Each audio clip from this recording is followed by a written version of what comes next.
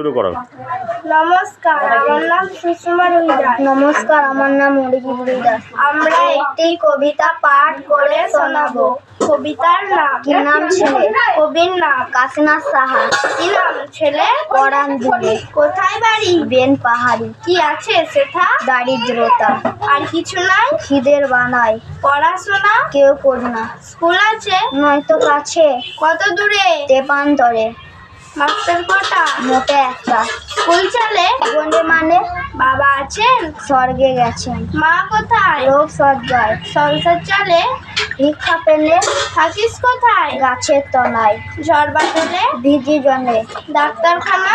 একটাও না। অসুখ বিসুখ? সব ঝাড়ফুঁক। পূজা পার্বণ? শুধু সর্বণ। হিন্দু না বৌদ্ধ? জনযুদ্ধ। কেন হলি? কি করে বলি? পুলিশ আসে? মাসে মাসে এসে কি করে? মারে ধরে। তারপর? জেলেও পড়ে। কি পাস জেলে? খাবার মেনে।